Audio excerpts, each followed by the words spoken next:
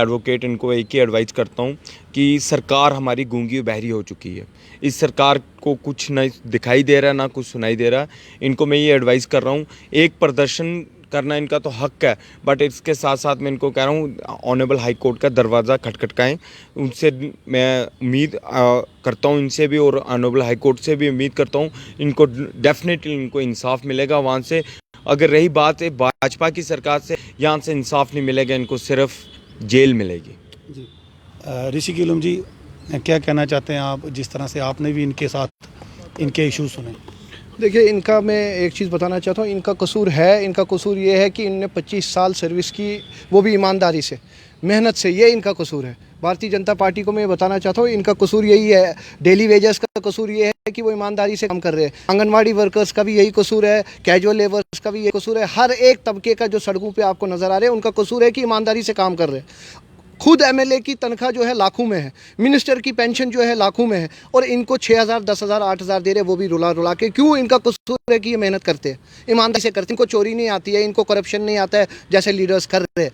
Bharatiya Janata party के अब बुरे दिन आ चुके हैं। भारतीय जनता पार्टी जो स्लोगन कर रहे थे कि देश को हम तरक्की, देश को हम नया देश बनाएंगे, युवाओं की सरकार, युवाओं का देश है, वो सब एक स्लोगन रहा। अब देख लीजिए हमारे डेली वेजर भाई सड़कों पे है। ऐसा इनका कसूर क्या है? ये क्या मांग रहे हैं? ये अपना जायज़ हक मांग रहे हैं। इसलिए भी इनको तड़पा तड़पा के परेशान करके इनकी फैमिलीज़ की तरफ देख लीजिए। बड़ा दुख होता है। इन्होंने जैसे बताया कि इनके बच्चों की पेपर एग्जाम नहीं देने दिए, उससे 20,000 उससे बड़ी शर्म की बात क्या हो सकती है? किस तरह से मदद क्या हो सकती है शर्म की? हमारे डॉक्टर जितेंद्र सिंह एमपी है, हमारे जल किशोर जी एमपी है। उससे बड़ी शर्म, खुद के बच्चे में है, खुद के ऐश आराम कर रहे हैं, और इनका कसूर क्या है? इनकी कंडीशन आप देख लीजिए। इनके घर में आके आपने हालत, इनका शाम का चूल्हा नहीं जलता है। और स्टेट डिपार्टमेंट, बोर्ड डिपार्टमेंट है, जितने भी ये ब्यूरोक्रेट्स है, मिनिस्टर्स है, उनकी सेवा ये करे हैं, उनके घरों की सेवा ये करते हैं, उनकी मरम्मत ये करे। वो ऐशो आराम से जो रहते हैं यहाँ अपने बंगलों में, वो इनकी मेहरबानी से। कुछ भी उनको खरोच तक आती है, किसी चीज़ की जरूरत होती है, स्टेट डिपार्टमेंट तुरंत फोन करते हैं। किस लिए? मुझे ये बताइए। सेंटर के पुराने जो कई लीडर हैं जो पुरानी सरकारों में, उनके घर में भी काम किया, सिर्फ उन्होंने भी इस्तेमाल किया। मिनिस्टर से लेके प्रधानमंत्री से लेके हर एक जगह 20-20, 25-25 साल हर एक जगह स्टेट डिपार्टमेंट। आप देखिए फॉर्मर मिनिस्टर्स या एमएलए है, कहीं भी कुछ काम होता है, सोफे तक बनवाने हैं ना तो एस डिपार्टमेंट को आते हैं, एसी लाने हैं तो स्टेट डिपार्टमेंट को बुलाओ, अलॉटमेंट लानी है तो स्टेट। का कसूर क्या है? इनकी सैलरी तक नहीं देते, इनको टाइम पे, इनको कोई चीज़ नहीं। आखिर कसूर क्या है इनका? मुझे बताइए कि इन्होंने ईमानदारी काम किया। ये भी अगर जो ब्यूरोक्रेट्स बैठे हैं, जो बड़े बड़े ऑफिसर्स बैठे, उनकी तरह घूसखोरी करते, करप्शन करते, तो ये भी वाहवाही में होते। लेकिन इनने ईमानदारी से किया। इनके परिवार ईमानदारी के पैसे से जीते हैं, ना कि किसी कोई करप्शन के पैसे से। शर्म आनी चाहिए ऐसे लीडर्स को, खुद को लीडर्स कहने वाले। अभी आप देखिए हाल ही में CISF एस्पिरेंट्स भी जो बैठे हैं, हमारे रंजोत जी ने भी काफ़ी उनके लिए भी फाइट कर रहे हैं, एज ए लॉयर भी और एज ए सोशल एक्टिविस्ट भी। लेकिन बड़े अफसोस, आप भी लगातार CISF BSF के साथ जितना आपका बन पा रहा है, लेकिन जिस तरह से बयान आते हैं वो बड़े दुखदायक होते हैं। देखिए, मैंने पहले भी यही कहा, वो बयान ने, उनके पास ना, भारतीय जनता पार्टी के पास ना मिशन है ना विजन है।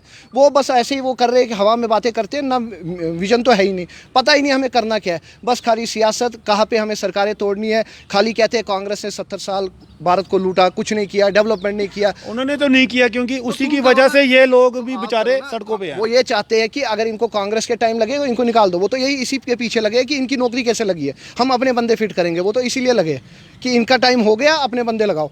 अब कल देखिए सिद्रा में जो होटल ओनर्स, रेस्टोरेंट्स, वो प्रदर्शन कर रहे हैं। क्यों? क्योंकि वहाँ वो बिना बीजेपी के लीडर्स की मर्जी के वहाँ पे वो काम कर रहे हैं, वो बर्दाश्त नहीं हुआ। वो आत्मनिर्भर थे बेचारे, खुद काम कर रहे थे, खुद कमा रहे थे, किसी लोगों का रोजगार, कई लोग जुड़े थे उनके साथ, लेकिन बेचारों के आज चूल्हे ठंडे। कह रहा हूँ, आप डेली वेजेस की कंडीशन देखिए ना, मनरेगा वालों की देखिए, आप होम गार्ड्स की देखिए, हर एक की कंडीशन ये। कश्मीरी पंडितों की हालत देखिए। इनने किया क्या है? आश्वासन पे आश्वासन, आश्वासन पे आश्वासन। शर्म आनी चाहिए इन लीडर्स को। मेरे पास अब शब्द ही नहीं है इनके लिए।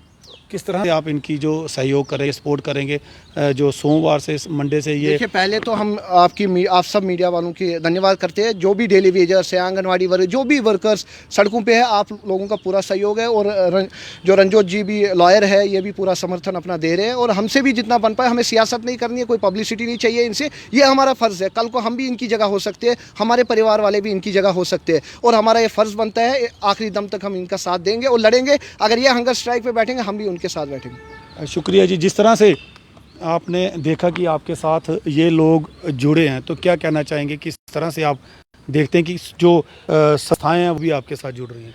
भूखे को खाना चाहिए, पैसों को पानी चाहिए। मैं इनका बड़ा थैंक्स बोलना चाहता हूँ, हाथ जोड़ के बोलना चाहता हूँ। हमारे लिए वही मसीहा होंगे जो हमारा साथ देगा। मैंने उनको मसीहा तक समझा, गवर्नर तक समझा, हर एक को इनके दरवाजे खड़काए। जुगल किशोर जी के माननीय हमारे MP साहब है, रविंद्र रैना जी माननीय हमारे प्रेसिडेंट है, वही हमें ये भी नहीं मालूम है श्री राम के नाम लेने वाले झूठे स्वास्थ्य मिलेंगे हमें, ये भी हमें उम्मीद नहीं है। आप मंडे से क्या करने जा रहे हैं? मंड से हम बिल्कुल हम वही घर जाएंगे। हम दुखी है, घर वाले हमें से बच्चे पेन मांगते, वो शर्म से हमसे मांगते भी नहीं है, खुद रो रहे हैं साइड पे। हम जाएंगे तो कुछ करके जाएंगे, वरना घर नहीं जाएंगे। इसलिए हम कुछ भी हो जाएगा हमारे लिए, हम यही कहना चाहते हैं। जिस तरह से आपने देखा कि इन्होंने कहा कि अब हम जो स्ट्राइक करने जा रहे हैं, काम छोड़ हड़ताल करने जा रहे हैं, वो हमारा फाइनल होगा। अब आर या पार वाली लड़ाई होगी। अब अगर रेगुलर करेंगे तो हम लोग काम करेंगे, नहीं तो हम कंटिन्यू स्ट्राइक करेंगे। अब आने वाले सोमवार से देखें कि जो इनका जो स्ट्राइक का जो सिलसिला है वो अब दोबारा से शुरू होने वाला है।